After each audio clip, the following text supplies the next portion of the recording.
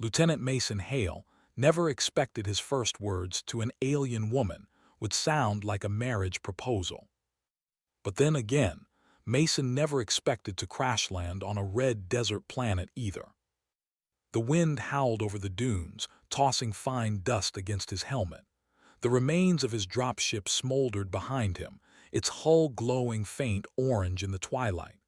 His oxygen gauge blinked red. He was running out of air, out of luck, and possibly out of time until she appeared.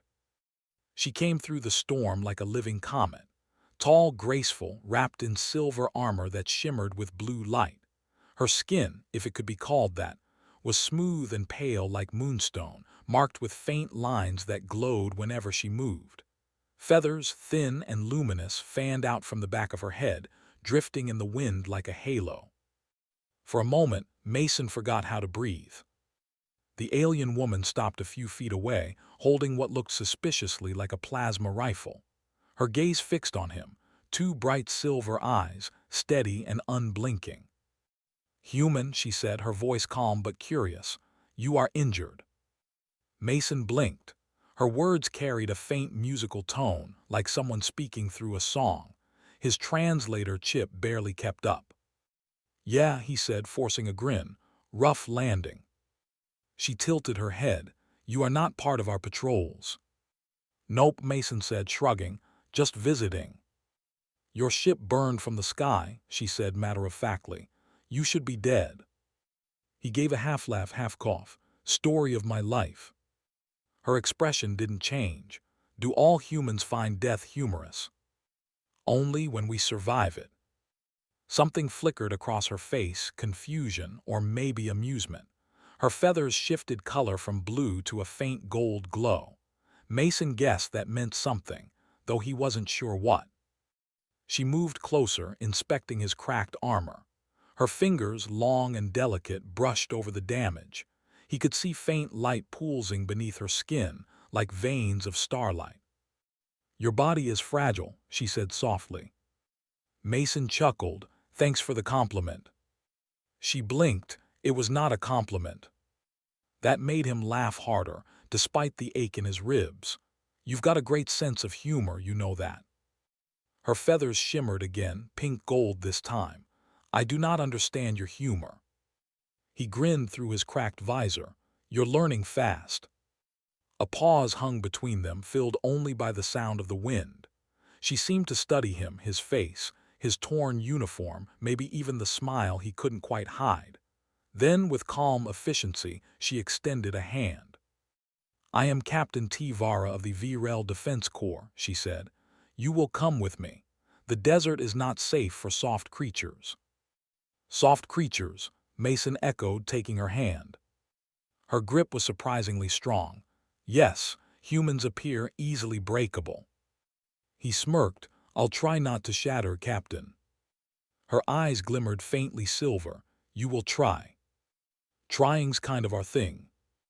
As they started walking through the storm toward a flickering blue light on the horizon, Mason caught himself watching her. Every movement was fluid, deliberate, almost too perfect. Her people must have evolved in harmony, he thought. No wasted motion, no nervous chatter. Nothing like humans, who filled silence with jokes and fear with laughter. So, of course, he did exactly that. "So," Mason said, panting as they climbed a dune, "is this your first time saving a handsome alien from certain death?" Tivara turned her head slightly. "You consider yourself handsome." "Ouch," he said, clutching his chest dramatically. "You wound me." Her voice was calm. "You are already wounded."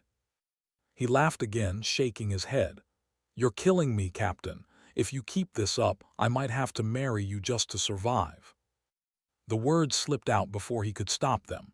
A stupid joke, typical Mason Hale flirting at the edge of a catastrophe. But Tivara stopped walking. Her feathers froze mid-motion, glowing softly in the dusk. When she turned to face him, her expression was unreadable, but her voice carried no hesitation. "When?" she asked. Mason stumbled. "I what?" "You said you would marry me," she repeated, as if discussing a simple mission order. I am asking when. He stared at her, dust whipping past them. That was a joke. Her head tilted, eyes narrowing slightly. A joke? Your tone did not suggest deception. I wasn't. Look, humans say weird things when we're stressed, okay? She blinked slowly, feathers dimming to a soft blue. So it was a false promise.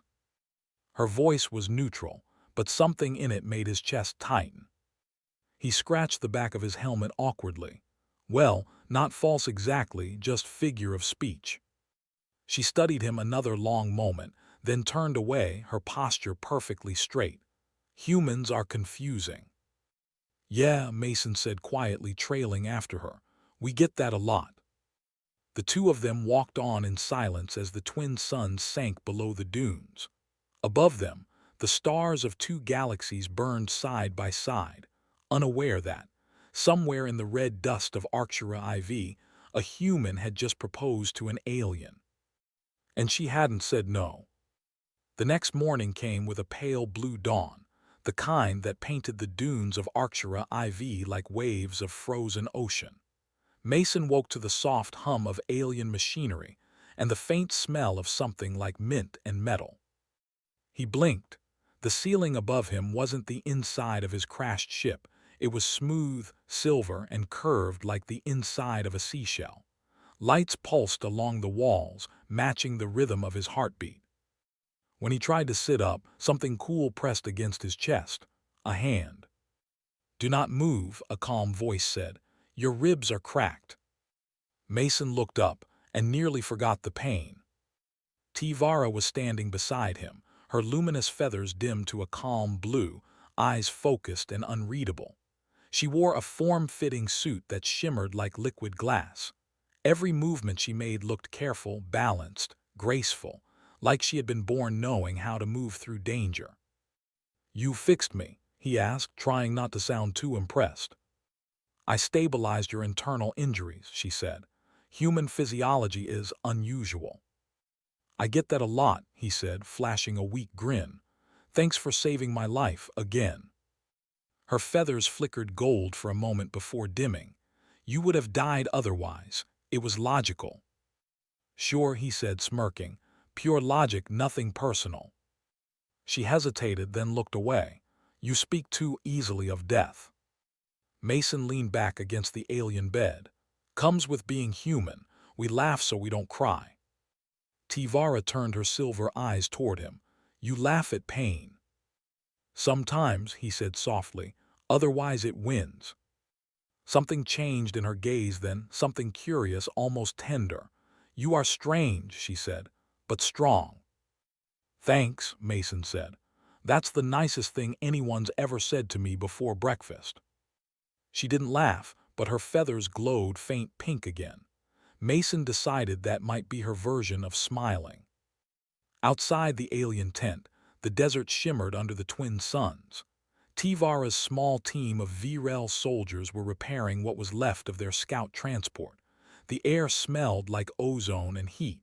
Mason limped after her, holding his side. So, he said, squinting up at the horizon, what's next, Captain? We continue the mission, Tivara replied. The energy core is still missing. Without it, my fleet cannot leave orbit. And if we find it, we live. Simple enough, Mason said with a grin. I like it. Humans always simplify everything, she muttered. That's because we like to pretend we're in control, he said, stepping beside her, even when we're not. Tivara stopped, glancing at him. You are honest about your fear. Why hide it, he said. It's there either way. Her feathers rippled pale blue. The VREL are taught to suppress fear. It weakens the mind. Mason grinned. Maybe that's why humans keep surprising the galaxy. We use fear to do stupid, brave things. She stared at him, and for a brief second her expression softened. Perhaps that is why your people survived your wars. Or maybe we're just too stubborn to die, he said lightly. You joke again, she said, tilting her head. It's a coping mechanism. Your people have many mechanisms. Mostly bad ones, he said, smiling. Later, as the sun began to sink, they set out together to scout the northern ridge. The desert air shimmered like glass, and the sand whispered under their boots. "You still think about your joke?" she asked suddenly. Mason blinked. "What joke?" "The marriage one." He coughed. "Oh, that." Tivara's tone was neutral. Was it meant as affection? He said, rubbing his neck, more like a compliment. Humans use jokes to say things they're afraid to say seriously. And what were you afraid to say? Mason smiled faintly. That you're amazing. She stopped walking. Her eyes caught the dying light of the suns, turning molten silver. You would call me amazing. He shrugged. You saved my life twice. You walk through storms like it's nothing. You glow when you talk. What else am I supposed to call you? Her feathers shimmered gold again, brighter this time. Your words alter my temperature, she said softly. Mason laughed. That's a new one. You're blushing, aren't you? I do not blush, she said quickly. It is a biological response to external stimuli. Sure it is, Mason teased. She turned sharply, feathers flaring pink. You are impossible. And yet, Mason said with a grin, you keep saving me. Tivara looked at him for a long moment, then sighed, an oddly human gesture. Perhaps I am curious. Your kind does not make sense. You laugh in danger, you bleed and smile, and you make promises you do not mean. Hey, he said, raising his hands. I meant it a little. She frowned. You cannot mean a little. You either mean or do not mean. Welcome to humanity, he said softly. The wind caught her feathers, scattering light across her armor. Strange creatures, she murmured. Maybe that is why I cannot stop looking at you. Mason blinked. Wait, what? But she was already walking ahead, leaving him speechless in the glowing sand. He watched her, a smile tugging at his lips. She said it so casually, like it was nothing, but to him it meant everything. For the first time since the crash, Mason didn't feel alone. And maybe, just maybe, that joke wasn't such a bad start after all. The desert stretched endlessly, a red-gold ocean beneath two merciless suns. Mason trudged behind Tivara, sweat stinging his eyes, sand grinding in his boots. The air shimmered like liquid heat, bending the horizon into strange shapes, mountains that vanished, shadows that danced and disappeared. They'd been walking for hours, searching for the lost energy core that could power her ship and send a message to her fleet. But Mason could tell something was wrong. Tivara's feathers, normally glowing soft blue or gold, had dimmed to gray. Her movements were slower, her shoulders tense. You okay, Captain? He asked. I am fine, she said, her tone clipped. That's what I say right before I pass out, Mason said, half smiling. She ignored the joke. We are close to the core, I can feel its pulse. Feel it, like with your mind. Yes, the VREL sense energy resonance. It calls to us. He nodded slowly. Neat trick, humans just use metal detectors. Her feathers flickered faint pink at that. He'd learned by now that pink meant amusement, even if her face stayed serious. Still, Mason could sense her unease. Her eyes darted toward the dunes too often. She wasn't just tracking energy, she was watching for something. Talk to me, Tivara, he said gently. What's out there? Her voice dropped low. The storm beasts, they feed on thought. When the core was lost, it woke them. Feed on thought, Mason said, like brain-eating.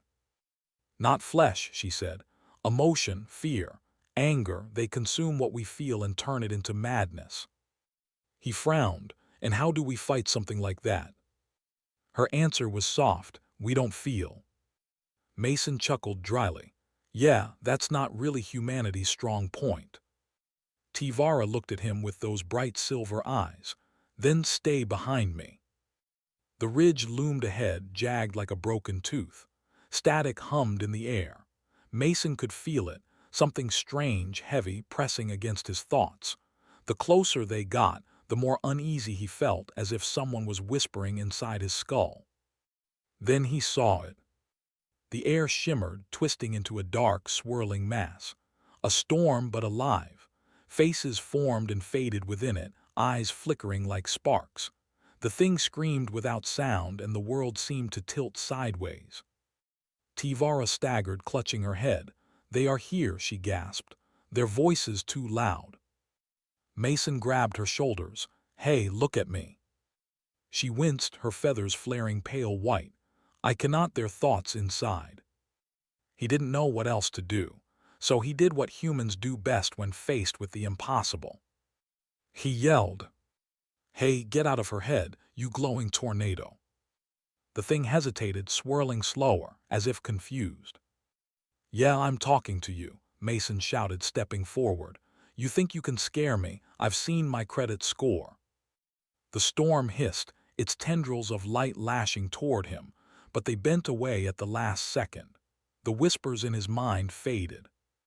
Tivara's eyes snapped open. She stared at him in disbelief. "You are unaffected." "Guess it doesn't like sarcasm," he said with a shaky grin. "No," she breathed, "you are immune. Human mind's too chaotic, it cannot feed." "See, I always knew my brain being a mess would come in handy." She smiled faintly, the first real smile he'd seen from her. "You are impossible." "I get that a lot," he said, still holding her steady. Together they pushed forward. The storm beast recoiled as Mason walked straight through it, dragging Tivara by the hand. He could feel static crawling across his skin, but he kept going, one step at a time, until the darkness broke apart and vanished. They stumbled out into a crater, the air suddenly still. At the center of the pit lay the energy core, a smooth black sphere humming with blue light. Tivara fell to her knees, trembling. Her feathers glowed bright gold again. "It is safe now," she whispered. Mason knelt beside her. "You okay?" "I will recover," she said softly. "You saved me." He smiled. "You've been doing the same since I met you. Fair trade." Her gaze lingered on him. "You faced the storm alone." "Wouldn't leave you behind," he said simply. Tivara looked down, her feathers flickering between gold and pink. "Among my people, to protect another with such recklessness is considered intimate." Mason's grin faltered. "Oh." "Yes," she said, "it means your life belongs to them." "Well," he said, scratching his neck, "guess I'm yours now." Her eyes widened slightly, but she didn't look away. "You should not joke about such things, Lieutenant." "Who said I was joking?" For a heartbeat, neither of them spoke. The wind carried only the hum of the recovered core and the faint glow of two very different hearts beating in the same rhythm. Finally Tivara stood, extending her hand. "Come, we must return to camp." Mason took her hand without hesitation. "Lead the way, Captain." As they climbed back over the ridge, she glanced at him once, the faintest smile on her lips. "You make chaos charming," she said. Mason laughed softly. "You're starting to sound human." Her feathers glowed gold. "Perhaps that is not so bad." They walked side by side into the dusk, their footprints trailing close together. One human, one alien, both beginning to realize that survival wasn't the only thing they were fighting for. Night fell over the desert like spilled ink. The twin suns sank behind the dunes, leaving only a blanket of violet sky scattered with stars. A small fire flickered between two figures, one human, one alien, casting long, soft shadows across the sand. Mason sat close to the fire, hands stretched toward the heat. His uniform was torn, his face streaked with dust, but his eyes glowed with the same stubborn spark that had carried him through every bad mission. Across from him, Tivara sat perfectly still, the glow of her feathers dim but steady, her silver eyes fixed on the flames as if studying them. They hadn't spoken for a long while.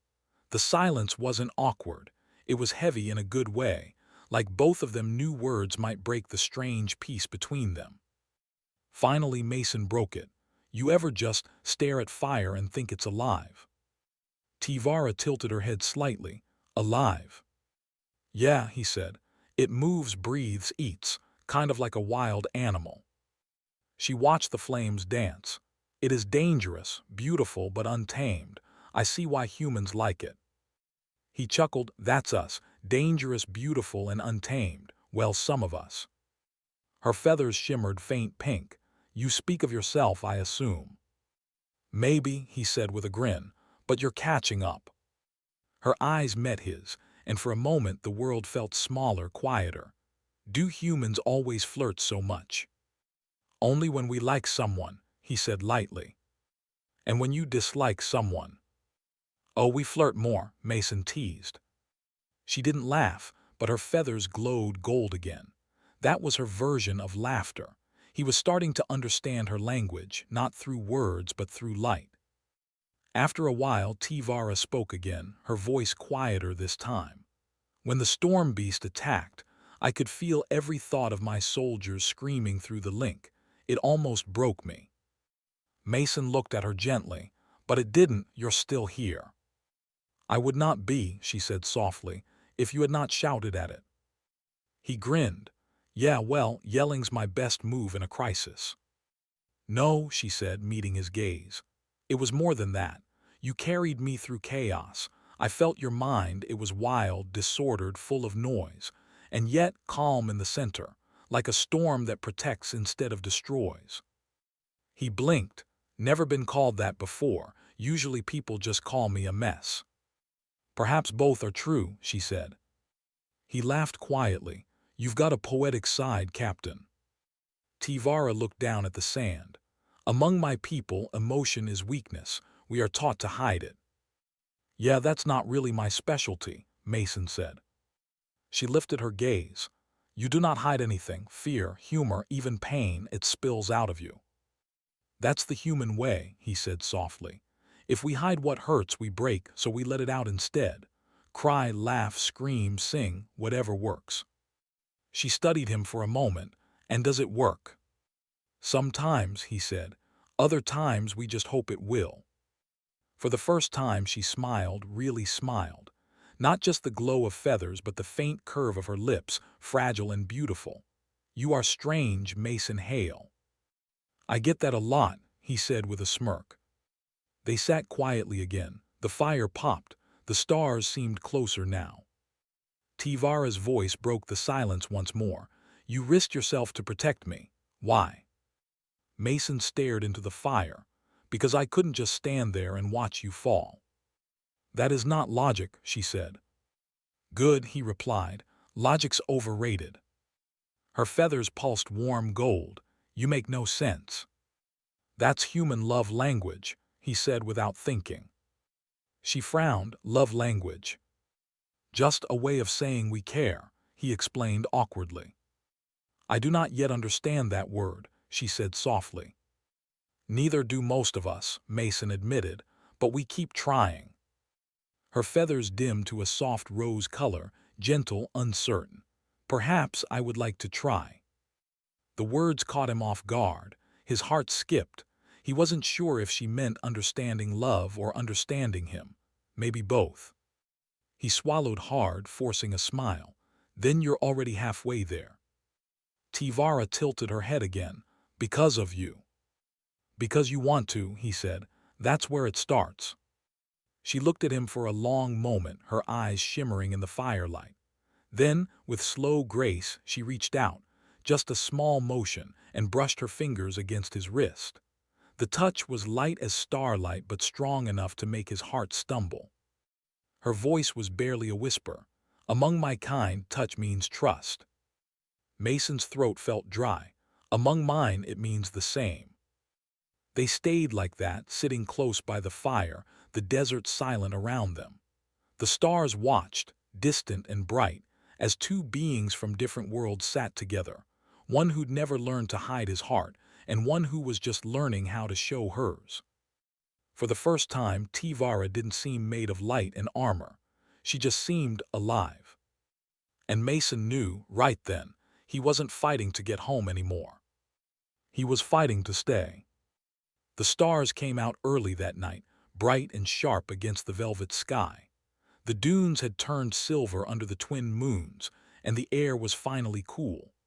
Mason and Tivara sat side by side on a small rise, the recovered energy core humming quietly between them. The storm beast was gone. The desert was calm again. And yet Mason felt the strangest kind of unease, the quiet after danger, the silence that made you realize your heart was still racing. He leaned back on his hands, watching the stars blink. "You ever notice," he said softly, "that the universe looks peaceful from far away, but up close it's always a mess?" Tivara glanced at him, her feathers glowing faint gold in the moonlight. "That is a very human observation." "Guess I'm consistent," he said with a grin. "You are chaos," she said, though there was warmth in her tone. "But you are also courage." He laughed softly. "You're getting good at compliments." She tilted her head. "Did I compliment you?" "Yeah," he said. "You just don't know it yet." Her feathers rippled pink for a moment, betraying her amusement. Then silence again. Not cold silence, gentle, thoughtful, almost tender. Mason broke it first. "So, what happens now? You've got your energy core, you can call your fleet." Tivara nodded. "Yes, they will retrieve us by sunrise." He swallowed hard. "And then you go home." "Yes," she hesitated, "and you will return to yours." He gave a half smile. "Yeah, guess so." But the thought hurt more than he wanted to admit. Tivara's feathers dimmed to a quiet blue. "Humans feel sorrow easily," she said softly. "I can feel it in you." "Yeah," Mason said, looking away. "We're good at pretending we're fine when we're not." "I have learned that," she said. "You smile when you ache." He laughed quietly. "I guess you're learning more about us than I expected." Her eyes reflected the starlight, bright and steady. "You risked your life for mine," she said. "You faced the storm alone. You laugh when death looks at you. You confuse me, Mason Hale." "Join the club," he said gently. "Humans confuse humans too." "But you also change me," she continued. "Since I met you, I cannot silence my emotions. I cannot hide what I feel. My feathers shift without control." "Maybe that's not a bad thing," he said softly. She turned to him fully, her voice quiet but steady. "When you first said you would marry me, I did not understand your humor. I thought you meant it." He chuckled, embarrassed. "Yeah, about that. Sorry if I confused you." "You did not confuse me," she said. "You only made me curious." Mason blinked, curious. "Yes," she looked up at the sky, then back at him. "Human marriage, it is a promise, yes, to stay beside another even when storms come." He nodded slowly. "That's the idea." "And humans make such promises through affection." "Through love," he corrected softly. "We don't always get it right, but we try." She studied him for a long moment, her feathers pooling gold and rose. "Then I must ask again," she said quietly. He frowned. "Ask what?" Her gaze locked with his, unblinking, fearless. "When?" The single word hit him harder than any explosion. He stared at her, heart thudding. "Tivara." "You said I would marry you," she said. "And though it was a joke, you have shown me what that promise means. Protection, trust, connection. So I ask again, when?" Mason's breath caught. She wasn't teasing. She wasn't confused. She meant it. He tried to laugh, but it came out shaky. "You don't even know what you're signing up for, Captain. Humans are messy, loud. We fight, we break, we feel," she interrupted softly. "And that is what draws me to you." He looked at her, words dying on his tongue. Her face was calm, but her feathers burned gold and pink like a sunrise. "Tivara," he said slowly, "where I come from, we don't say things like that unless we mean them." "Then mine it," she whispered, "if you wish to." Mason didn't know what to say. The desert was silent around them, the stars watching. Every part of him wanted to tell her yes, to say that somehow, against all odds, he felt something real for her. But part of him also knew what it meant to love someone who lived in a different world. He swallowed hard. "You know this can't be simple." "Nothing about you is simple," she said, smiling faintly. "That is why I ask." He looked at her for a long time, the way her light touched the sand, the way her eyes never wavered. Finally he smiled, a quiet, honest smile. Then maybe one day. Her feathers glowed soft and warm. One day, she echoed, as if it were a promise. The wind whispered between them. She reached out, fingers brushing his hand. He didn't pull away. The stars above them seemed to shimmer brighter, as if the universe itself was listening. For a long time they said nothing more. Two hearts, one of light, one of chaos, sat beneath the same sky, bound by something neither of them could explain. And somewhere deep in that silence, the word went hung softly in the air. A question, a promise, and maybe the beginning of love. By the time the twin suns rose again, the world had changed. The desert no longer looked endless. The air no longer felt so cold. Maybe it was because the Virel fleet had finally arrived, streaking across the morning sky like 1,000 falling stars. Or maybe it was because Mason knew, when they left, everything between them would shift forever. He stood beside Tivara on the ridge, the energy core secured in its case between them. The ships above shimmered like silver birds, their engines humming softly in the air. "They'll land in minutes," she said, her voice calm, but her feathers flickered with nervous light. Mason smiled faintly. "You don't look happy to see your ride home." She hesitated. "It is complicated." He laughed gently. "Ain't that the story of us?" Her feathers turned faint pink, that now familiar sign of amusement. Perhaps. The wind blew across the dunes, stirring the sand around their boots. The desert stretched endlessly before them, beautiful and dangerous, just like the beginning of everything between them. "Guess this is goodbye," he said quietly. "Do humans always say goodbye when something ends?" she asked softly. He looked at her. "What else is there to say?" She didn't answer. Instead, she took a slow step closer until her light brushed against his uniform. Her eyes met his, silver and soft, steady and uncertain all at once. "Among the Virel," she said, "when two warriors survive battle together, they exchange vows of trust. They promise to remember the strength they found in each other." Mason smiled a little. "Sounds like your version of a handshake." Her feathers glowed gold. "It is more than that. It means our paths are now linked, even across galaxies." He swallowed hard, his throat tight. "And you want to do that with me?" "I already have," she said simply. He didn't know what to say. His heart thudded hard enough to drown out the sound of the approaching ships. Tivara reached out her hand. Her touch was warm this time, not light and cautious, but certain. "You said humans make promises through love," she said softly. "Then let this be mine." Mason took her hand, fingers closing around hers. "You sure you want to get mixed up with a guy like me? I'm all jokes and trouble." "I have learned to enjoy both," she said. He laughed softly, the sound breaking with emotion. "You really don't make this easy, you know." She smiled, truly smiled this time. "Neither do you." A streak of light crossed the horizon. The first Virel landing craft was descending, scattering sand into a halo around them. The noise filled the air like thunder. Tivara turned toward it, her feathers flaring bright. But Mason couldn't look away from her. Every part of him wanted to tell her to stay, to choose him over her world, but he knew what kind of man he was, and what kind of leader she needed to be. So instead, he just said, "You're going to change everything out there." She looked back at him, not alone. He blinked. "What does that mean?" "It means," she said, stepping closer again, "I have already requested your name be recorded in our memory archives.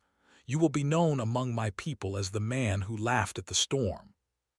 He laughed, shaking his head. "That's one way to be remembered." Her expression softened. "It is not how you laugh that I will remember, Mason Hale. It is why." The wind caught her voice, carrying it like a whisper. The landing craft touched down, kicking up dust. The ramp began to lower. Tivara's soldiers stood waiting, glowing softly in the morning light. Mason felt his heart twist. Guess this is it. She nodded slowly. For now. For now. Her eyes held his and her voice dropped to a whisper. You once said you'd marry me. He smiled, weak but warm. You're never letting that go, are you? No, she said, her feathers glowing rose gold. Because I still have not received an answer. He stared at her, trying to breathe through the weight in his chest. Then he took her hand again, one last time, his fingers brushing against the faint light of her skin. One day, he said softly, when the stars stop fighting and I find my way back to you, ask me again. She leaned closer, so close their foreheads almost touched. Then it is a promise. And before he could think, before he could lose his nerve, she pressed her palm against his chest, right over his heart. The glow spread through his armor, soft and gold, a mark of her people.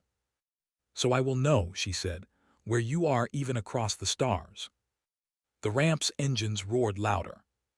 He stepped back, hand over the warm light on his chest, still glowing faintly.